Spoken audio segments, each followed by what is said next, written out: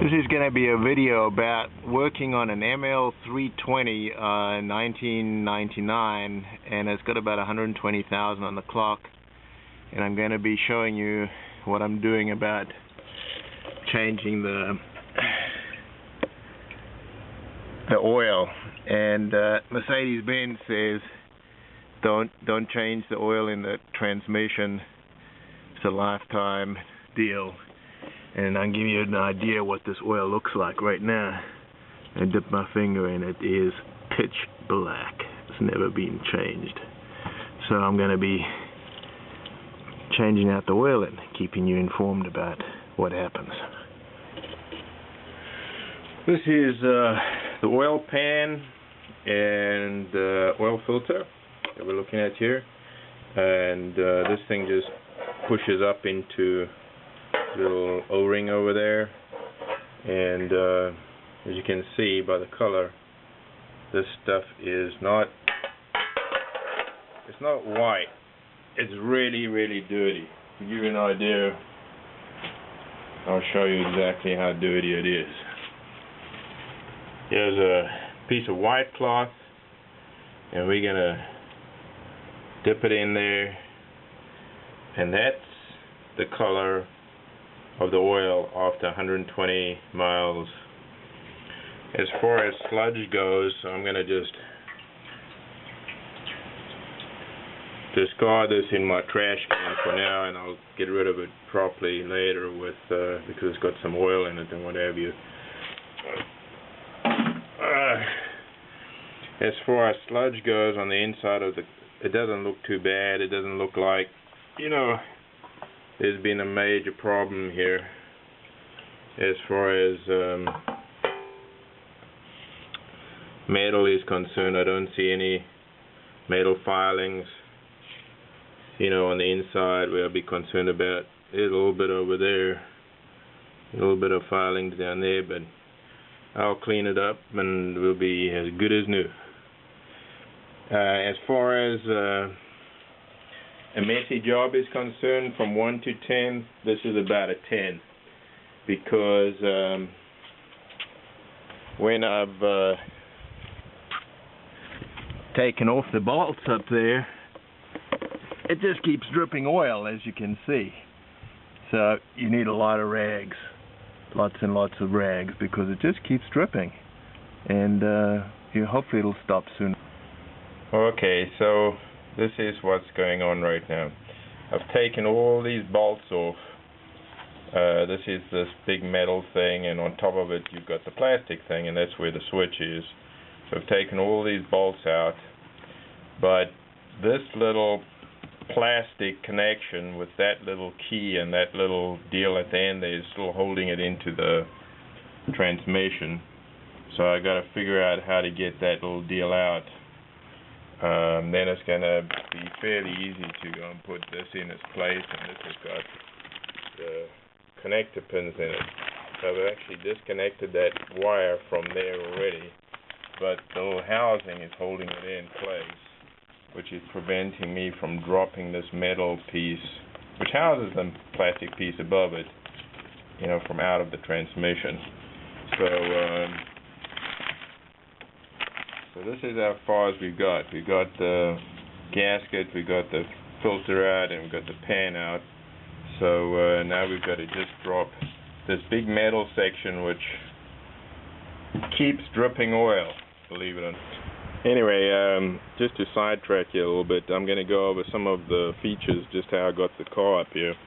Firstly, I got it up on a ramp like this, and I just jacked it up and left the jack in there. Got the parking gear on, and just for extra added precaution, I've got these underneath here. There's little stands underneath, and there's another one under there. And I've got these little concrete blocks behind here, just so the car doesn't roll back.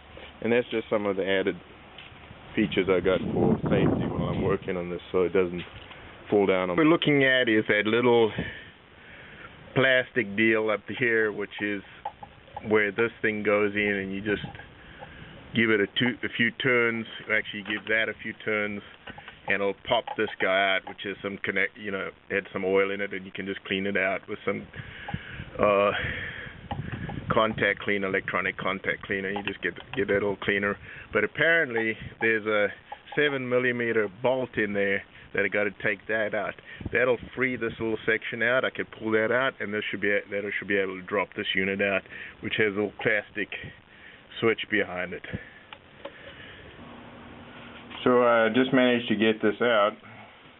I was a little confused, so I used a spoon with an old bicycle mirror glued to it to look inside, because I didn't see what was going on until I pulled it out, and that's what it looks like. And there's a 7mm nut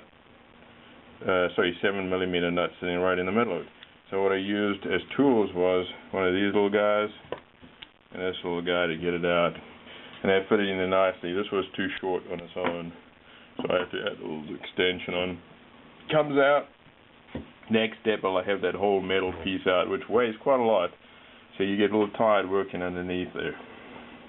As far as cost goes, from the Benz dealer, this piece cost, I don't know, somewhere around $280. They gave me 4 quarts of oil over here. You're looking at this Mercedes-Benz oil over here. I got to get a new gasket. It was I don't know, $19, and a new filter over here. Total was $300 in parts. So if you got a pro to do this for you, you're probably going to save. You know, it'll cost you probably $200. And I don't know, the switch housing. You've got the little metal connector onto it. It's all bolted down, as you can see. You probably want to take some pictures of it as you go along, so you know how to put things back again. And I'll tell you something else. This little connector deal that goes on here through the metal housing, it's got a couple of O-rings on it, and they look a little flattened and soft. So I think I'm going to replace them while I'm at it. You know, you go to this much trouble, you might as well replace 2 O-rings, right? So right now I'm going to start taking it to pieces, and hopefully I'll remember how to get back where we were. I just gone to the dealership and picked up this part. You can see it's got new O-rings on it. It's about $8. So I suggest you get it, because if these O-rings leak, it tends to leak into the plug section over here, and that could lead to shorting out. So it's not worth dealing with that kind of problem. Just get a new plug with new O-rings, especially when you've got 120,000 miles on like mine. This is a new crush washer for the pan, and the big one, this one here, is a new one for some reason. This is the old one. These deals here, they just pull off. So I got one, and this one here, put it on like that.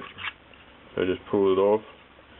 And now I'm going to deal with pulling these screws off as per the diagram over there, as you can see. So I'm just going to put some oil on my diagram.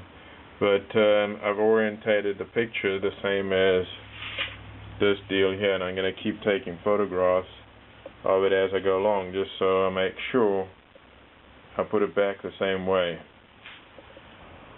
I've taken off these little bracket things and placed them in line with where they came out. Now I've got to take out these little metal goodies, and they actually just pull out like that.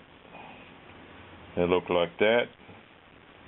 Everything's got a lot of oil on them, and you can see little contacts where they came out of. So I need to put them back exactly in the same place I got them out of, so I don't want to mix them up. I'm going to put each one as I take them out, and I'll lay it down like that, and keep on going all the way around. And you can see here, I know you can see that there, but you can see that's dirt there. See that on the, yeah, look, that's something I'm going to have to clean up.